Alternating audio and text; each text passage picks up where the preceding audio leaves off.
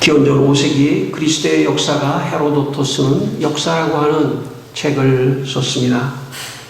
헤로도토스는 그 역사라고 하는 책에서 페르시아 군과 그리스 연합군의 전쟁을 다루고 있습니다.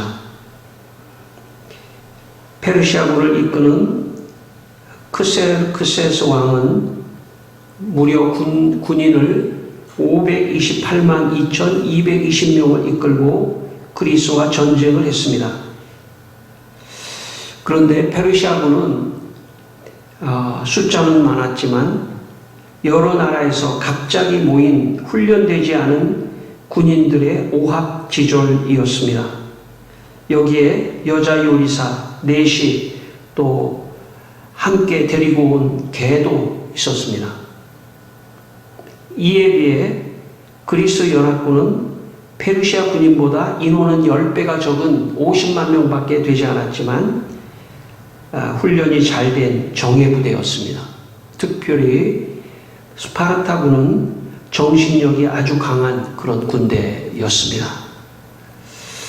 페르시아 사령관이 스파르타 군인에게 항복하면 좋은 대우를 해주겠다고 얘기했습니다. 그러자 스파르타 군인이 이렇게 대답을 했습니다. 그대는 노예가 된다는 것이 어떤 것인지는 알아도 자유가 무엇인지는 전혀 경험해보지 않아 그것이 달콤한지 아닌지 모르고 있어. 그대가 자유를 경험했더라면 우리에게 창뿐만 아니라 도끼를 들고 자유를 위해 싸우라고 조언했을 것이요. 결국 군대가 10배가 많은 페르시아군이 그리스군에게 패합니다. 그리스 연합군이 승리한 것은 잘 훈련된 정예부대가 있었고 특별히 정신력이 아주 강한 스파르타군이 있었기 때문에 승리할 수 있었습니다. 인생을 살아갈 때 지금 우리는 어떤 삶을 살아가느냐? 성경은 우리에게 마귀와의 영적인 전쟁을 하며 살아가고 있다고 말씀하고 있습니다. 마귀와의 영적인 전쟁을 할 때 우리는 그리스도인들은 영적으로 훈련을 받아야 됩니다. 영적인 훈련을 하며 또 믿음이라고 하는 강한 정신력을 가지고 마귀와 싸워야 합니다. 다른 곳에서 다른 사람들은 말하지 않지만 성경은 인생은 사실 누구와의 싸움이냐면 자신과의 싸움도 아니고 인생은 마귀와의 전쟁이라고 오늘 성경은 우리에게 가르쳐주고 있습니다. 그래서 우리는 믿음과 또 말씀과 기도의 생활을 통해서 마귀의 공격을 잘 막아내야 인생이 무너지지 않습니다. 마귀는 언제든지 우리를 공격합니다. 육체적으로 공격하는 것은 귀신을 통해서 공격하는 것이라면 정신을 통해서는 마귀가 우리의 정신을 공격하는 것입니다. 뭔가 모든 걸 허무하게 생각하게 하고 하나님은 없다고 생각하게 하고 뭔가 인생을 이렇게 허무하게 생각하게 하는 그런 모든 것이 마귀의 공격인 것입니다. 그러므로 마귀의 이 공격을 막아내는 영적 전쟁을 우리가 해야 합니다. 야고보서 4장 7절에 마귀를 대적하라 그리하면 너희를 피하리라 라고 말씀했습니다. 마귀를 대적해야 합니다. 그러니까 마귀를 대적한다는 얘기는 마귀를 오히려 공격해야 된다는 것입니다. 마귀를 알고 마귀를 공격해야 한다는 것입니다. 그러기 위해서 우리가 마귀와 싸우고 공격하기 위해서는 영적인 무장을 해야 되는데 영적인 무장에 대해서 오늘 말씀을 우리에게 주고 있습니다. 여러분이 인생에 성공하는 길이 있다면 그것은 마귀의 정체를 아는 것입니다. 왜 내한테 이런 생각이 들어오지? 하는 그런 것도 사실 알고 보면 마귀가 그 마음 안에 생각을 넣어주기 때문에 그렇습니다.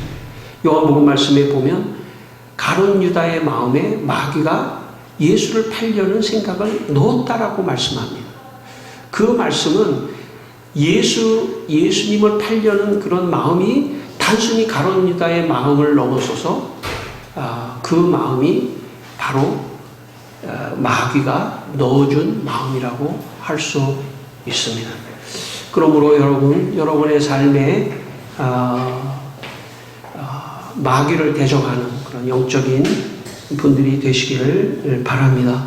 오늘 본문 11절 말씀을 한번 다시 읽겠습니다. 본문 11절 말씀, 에베소 6장 11절 말씀 같이 읽습니다. 마귀의 간계를 능히 대적하기 위하여 하나님의 전신갑주를 입어라.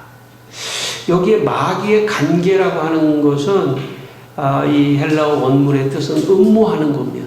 마귀는 굉장히 음모론자예요.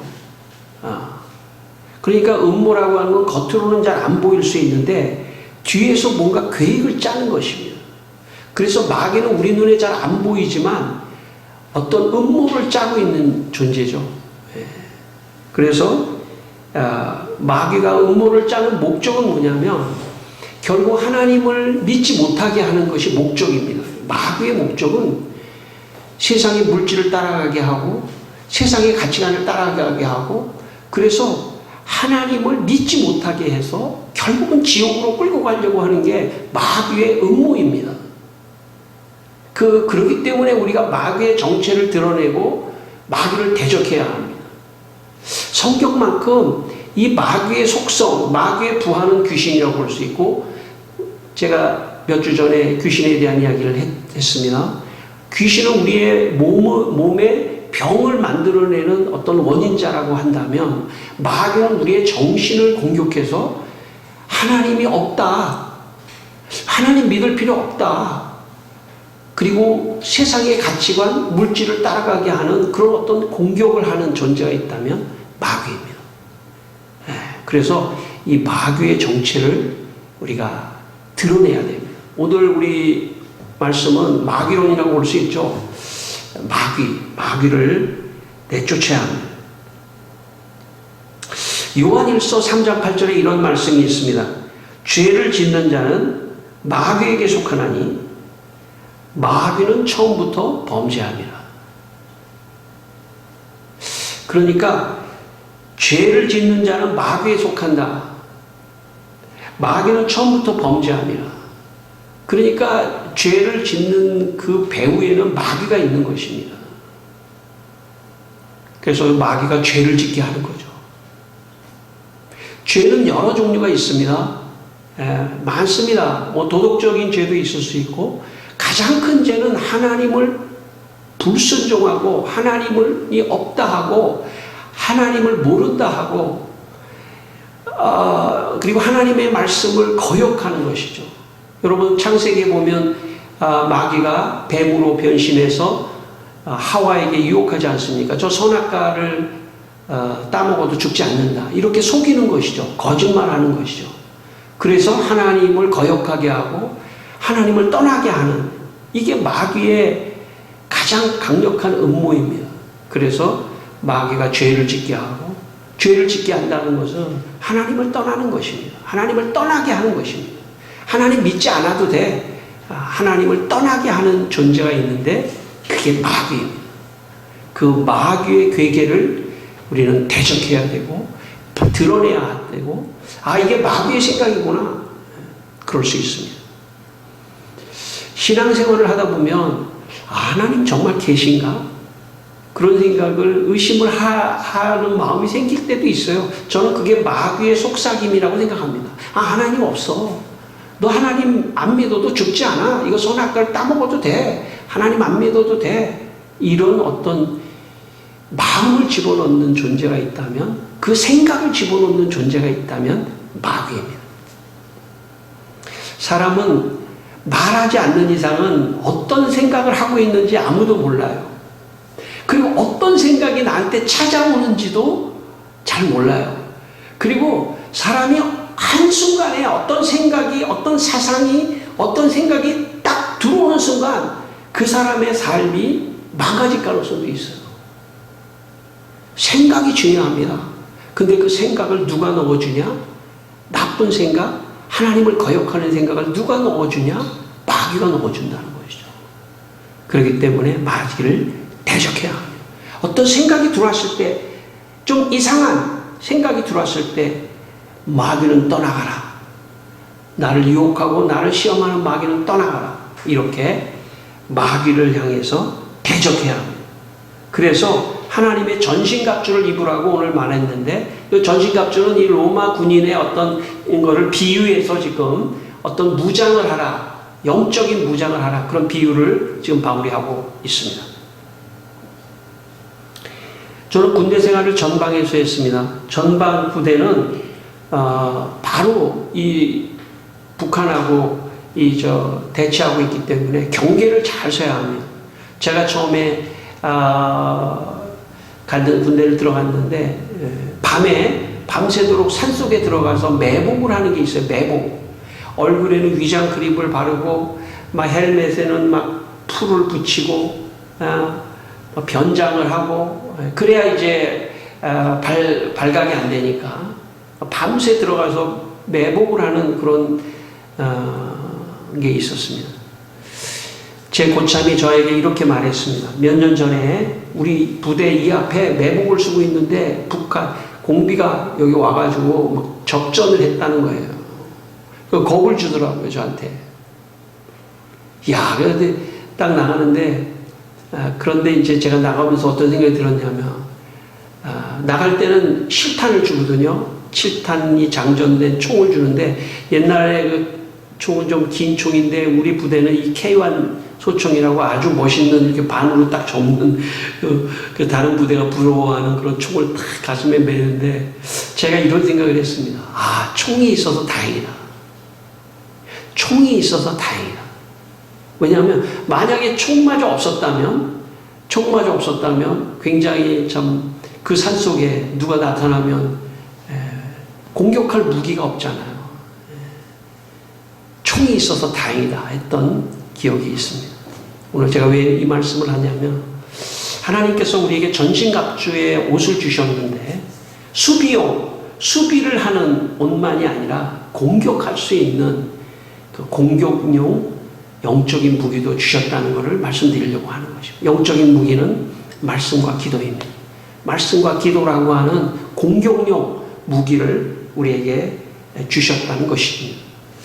여러분 14절로 17절 말씀까지 다시 한번 읽겠습니다. 좀 길지만 14절로 17절 말씀 빠르게. 그런즉 서서 진리로 너희 허리띠를 띠고 의의 호신경을 붙이고 평안의 복음이 준비한 것으로 신을 신고 모든 것 위에 믿음의 방패를 가지고 이로써 능히 악한 자의 모든 불화살을 소멸하고 구원의 투구와 성령의 검 곧 하나님의 말씀을 가지라. 모든 기도와 간구를 하되 항상 여기까지만 하겠습니다. 17절까지만 하겠습니다. 여러분 여기에 보면 쉽게 요약한다면 군인이 이제 군복을 입었는데 진리의 허리띠를 띠라. 호신경, 가슴에 호신경. 이 호신경은 좀 방탄복 같은 겁니다. 그래서 의의 호신경, 구리로 만든 호신경을 하고 복음의 신발을 신고 그리고 믿음의 방패를 가지고 구원의 투구를 쓰고, 여기까지는 수비용입니다. 수비용. 그 중에 가장 중요한 게 있다면 믿음의 방패입니다. 왜냐하면 믿음의 방패라고 하는 것은 그 옛날에는 전쟁을 할 때 가장 공격용 무기는 불화살과 칼이었습니다. 그러니까 불화살과 칼을 막을 수 있는 거는 방패밖에 없는 거죠. 그러니까 방패가, 로마의 방패는 굉장히 튼튼하고 잘 만든 방패였습니다. 그래서 이 로마의 방패를 생각하면서 바울이 비유하기를 믿음의 방패라는 거죠. 믿음의 방패. 여러분, 우리가 하나님께서 우리에게 주시는 최고의 선물이 있다면 믿음입니다. 믿음. 그러니까 믿음이 무너지면 마귀의 공격을 막을 길이 없어요. 믿음이 무너지면 그냥 인생이 어느 날 순간적으로 무너져 버릴 수 있습니다. 믿음을 지키는 게 중요하죠. 믿음. 믿음의 방패를 가지고 있는 게 중요합니다. 그런데 또 구원의 투구까지도 또 중요하죠. 그런데 여러분, 이것은 수비용이라고 한다면 그 다음에 우리가 17절 18절 말씀 또 한번 읽겠습니다. 구원의 투구와 성령의 검고 하나님의 말씀을 가지라. 모든 기도와 간구를 하되 항상 성령 안에서 기도하고 이를 위하여 깨어 구하기를 항상 힘쓰며 여러 성도를 위하여 구하라. 예, 한마디로 말하면 공격용 무기는 말씀과 기도입니다. 그래서 이 말씀과 기도를 가지고 우리가 마귀를 더 적극적으로 공격해야 합니다. 수비만 해서는 안 돼요. 수비만 해서는 늘 불화살을 맞고 그러면은 믿음의 방패가 잘못하면 흔들릴 가능성이 있습니다. 그렇지만 공격용으로 마귀를 공격할 때 더 이상 불화살을 쏠 수 없다는 것이죠. 제가 지난주에 한번 말씀을 드렸습니다마는 우리나라에 처음으로 들어온 개신교 선교사인 영국의 토마스 선교사는 1865년 9월 4일 돛담배를 타고 조선의 서해안에 처음으로 들어오게 됩니다. 그때 이 토마스 선교사가 영국 선교부에 다음과 같은 편지를 남깁니다. 그 일부는 이렇게 기록하고 있습니다. 충분한 양의 성경을 가지고 조선으로 들어갑니다. 1866년 8월 9일 토마스가 1년 만에 두 번째 조선을 방문했을 때 또 역시 엄청난 양의 성경책을 가지고 들어갑니다. 백령도에 도착했을 때 토마스는 바닷가에서 사람들에게 성경을 나눠주고 군인들에게 성경을 배포했습니다. 8월 20일 대동강의 한 포구에 도착했을 때 홍신길과 2명의 소년이 토마스의 배에 초청을 받고 성경책을 받아갔습니다.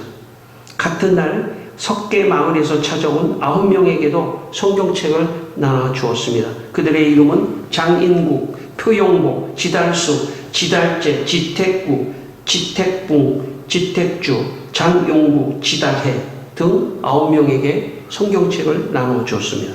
다음 날인 8월 21일에도 토마스는 사람들에게 몇 권의 성경을 나눠줬는데 그 중에 김영섭이라고 하는 청년이 성경을 받고 집으로 가지고 가서 책 상자에 숨겨놓고 이따금 몰래 읽다가 마침내 기독교인이 되었습니다. 9월 4일 토마스 선교사가 대동강변에서 순교를 당할 때도 조선의 군인들은 창과 칼과 도끼를 들고 있었지만 토마스는 오직 성경을 들고 받으라고 군인들에게 주었습니다. 여러분 오늘 17절에 성령의 검, 그건 성경 말씀입니다. 토마스 선교사가 자기의 순교, 죽음을 각오하고도 성경을 나눠줬다고 하는 것은 바로 공격의 무기를 나눠준 것입니다. 마치 총을 나눠주듯이 마귀를 공격할 수 있는 공격의 무기는 성경밖에 없다고 판단했던 것입니다. 그래서 자기의 생명을 다 던지고 끝까지 성경을 나눠줬고 성경을 받은 제가 거명한 이 사람들 외에도 더 많지만 이름이 밝혀지지 않았기 때문에 알 수 없는데 이름이 밝혀진 이런 사람들에 의해서 결국 성경이 조선에 퍼지게 되고 그 성경을 읽게 되고 예수님을 믿게 되고 하는 그런 역사가 일어나게 된 것입니다. 여러분 혹시 여러분의 삶에 성경을 읽는 삶을 사시는지를 제가 묻고 싶습니다. 여러분 매일 성경을 가까이 하시는지요? 만약 성경을 가까이 하지 않고 있다면 지금 공격의 무기를 놓고 있는 것이라고 말씀드리겠습니다. 공격할 수 있는 공격의 무기, 마치 적진에서 총이 없는 것과 같은 그런 인생을 살아가고 있는지도 모르겠습니다. 총을 들어야 합니다. 말씀의 검을 들어야 합니다. 칼을 들어야 합니다.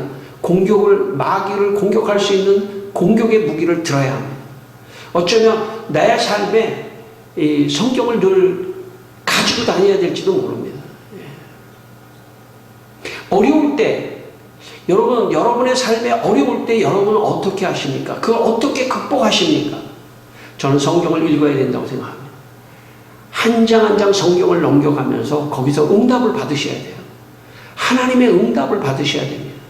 어떤 내 생각의 응답이 아니라 말씀을 넘겨가면서 그 말씀이 나에게 주시는 응답을 받을 때 마귀의 유혹에 빠지지 않는 것입니다. 왜냐하면 마귀는 제가 말씀드렸듯이 마귀는 어떻게 해서든지 그 사람을 무너뜨리려고 잘못된 생각을 그 마음속에 가져다 주기 때문에 그것을 분별하고 그것을 쳐낼 수 있는 그런 것은 하나님의 말씀밖에 없는 것입니다. 저는 여러분의 삶 속에 혹시 말씀을 가까이 하지 않는 그런 삶이었다면 오늘 이후부터 다시 말씀의 칼, 성령의 검, 말씀을 좀 들게 되기를 바랍니다. 그리고 말씀을 가까이 하시고 또 말씀을 읽으면서 마귀의 생각들을 내치고 하나님의 생각을 따라가야 하나님께서 복을 준다고 저는 믿습니다. 여러분 잘 아시는 대로 마태복음 4장에 보면 마귀가 예수님을 시험하는 장면이 나옵니다. 마귀가 예수님을 시험할 때 4가지로 시험합니다. 4가지로 시험하는데 어떻게 시험하냐면 이 돌 가지고 떡덩이를 만들라라고 시험합니다. 그때 예수님이 어떻게 하셨습니까? 말씀으로 사람이 떡으로만 사는 게 아니라 하나님의 말씀으로 산다. 이렇게 말씀으로 물리치지 않습니까? 아주 교묘하게 마귀는 인생 뭐 있어? 돈만 있으면 돼. 물질만 있으면 돼. 인생 물질이 최고야. 물질이야. 라고 만약에 속삭이고 여러분의 생각에 그런 생각을 넣어주고 있다면 저는 그것은 마귀의 시험이라고 저는 생각합니다. 마귀가 그렇게 시험하는 거죠. 마귀가 그렇게 시험한다고 생각합니다. 여러분 두 번째 이 예수님을 시험하는 내용이 있는데 그것은 뭐냐면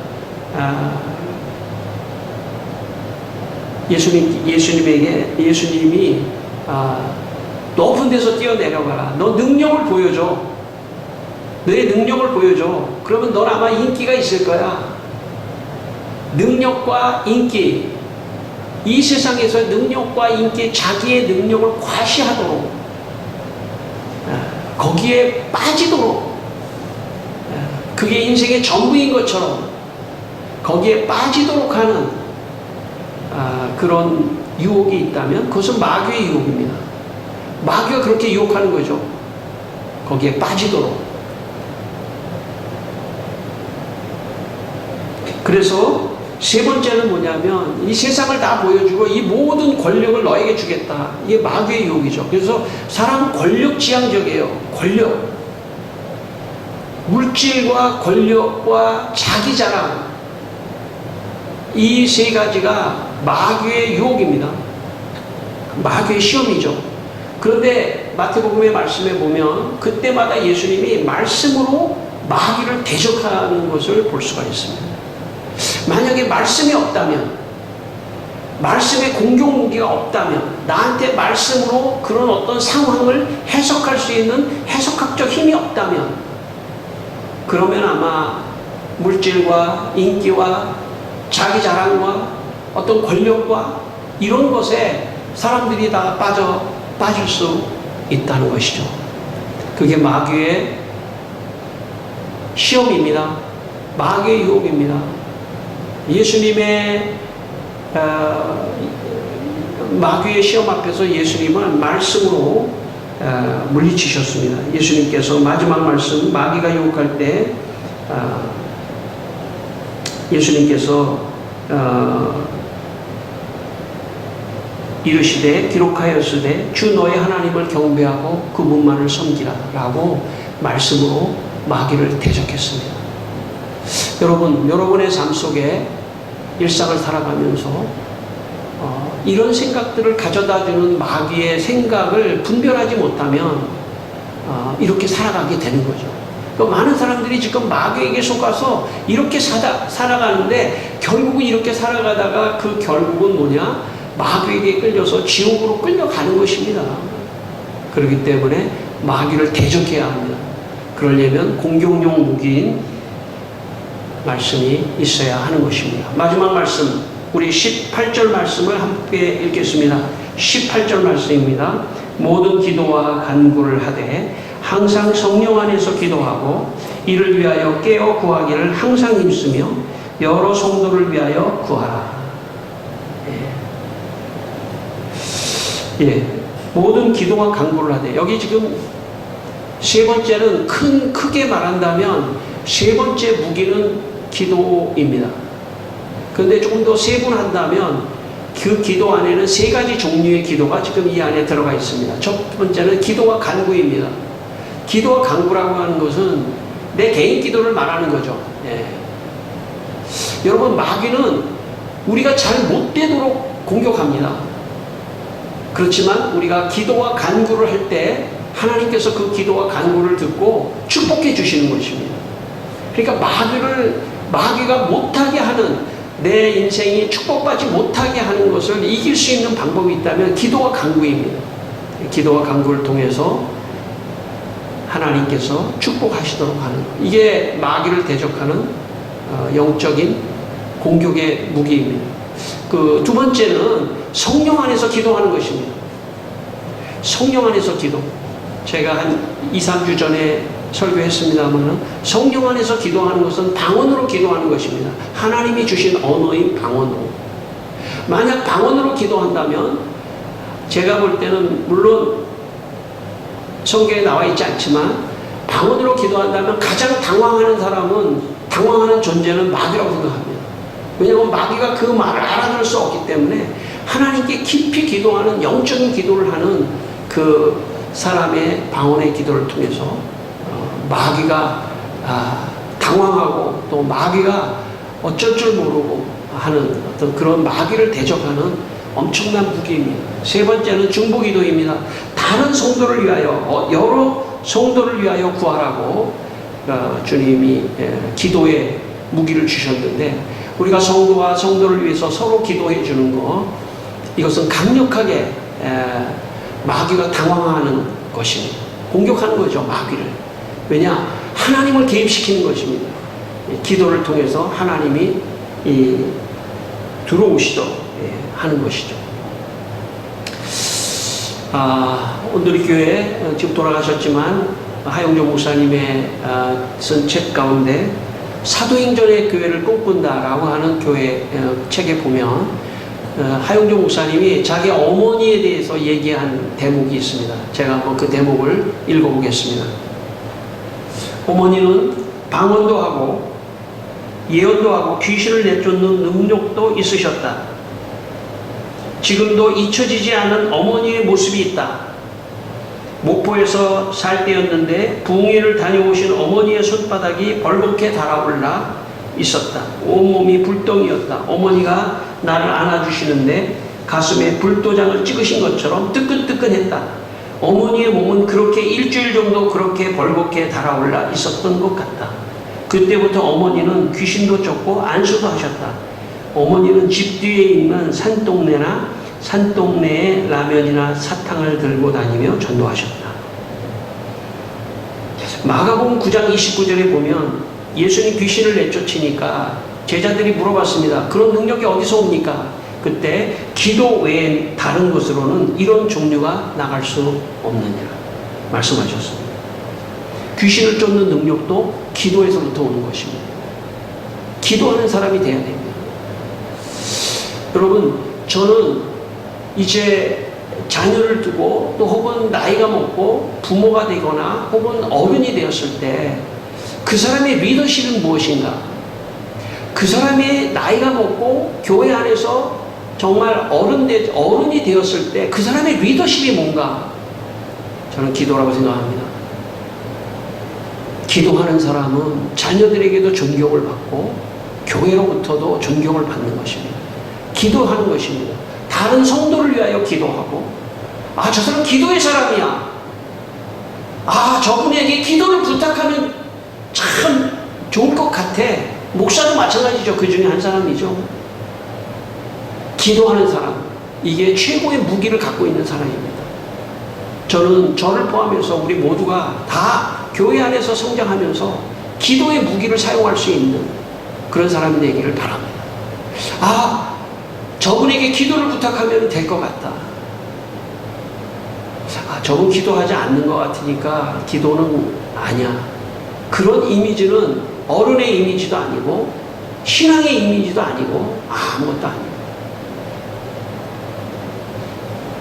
제가 아는 존경하는 어떤 어른은 참 국민학교도 못 나왔습니다.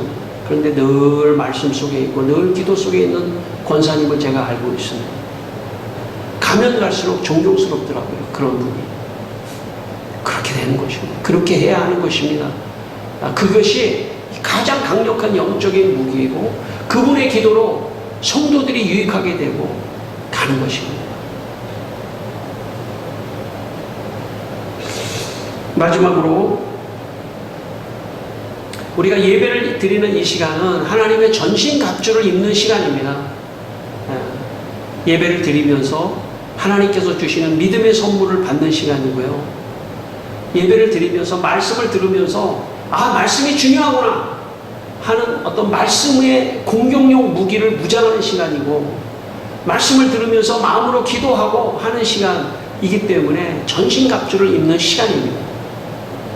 저는 여러분이 예배를 더 열심히 드려서 더 강력한 영적인 훈련을 하고 영적인 전신갑주를 입게 되기를 바랍니다. 그런데 여기서 한 걸음 더 나아가서 여러분의 집에 가셔서도 여러분의 일상 속에서도 저는 늘 말씀과 기도를 가까이 하게 되기를 바랍니다. 말씀을 읽고 그리고 그 자리에서 말씀을 따라 기도하는 5분도 좋고 10분도 좋고 30분도 좋고 여러분의 삶에 꼭 그런 시간이 있다면 더 영적인 무장을 하고 특별히 공격력 무기를 무장해서 마귀를 대적하면 여러분에게 마귀가 떠나가고 하나님의 축복이 있을 줄 믿습니다. 자, 함께 오늘 한번 기도하겠습니다. 다 함께 한번 기도하겠습니다. 하나님 아버지, 이 시간 우리에게 하나님의 전신갑주를 주시옵소서. 하나님의 전신갑주를 주시옵소서. 아버지 하나님, 주님의 아버지 하나님, 참 믿음의 방패 구원의 투교뿐만 아니라 공격용 무기인 말씀과 기도를 저희들에게 주셔서 아버지 하나님, 주님의 놀라운 아버지 하나님 은혜가 넘칠 수 있도록 주여 축복해 주시고 도와주시기를 기도합니다. 사랑하는 아버지 하나님, 주님의 은혜와 은총으로 우리 성도들을 지켜주시고 마귀의 공격으로부터 벗어날 수 있도록 축복하여 주시옵소서. 하나님 아버지, 우리 성도들에게 하나님의 전신갑주를 주셔서 마귀의 공격을 막을 뿐만 아니라 말씀과 기도를 통하여 마귀를 대적하고 하나님의 축복을 받게 하여 주시옵소서. 예수님의 이름으로 기도드립니다. 아멘.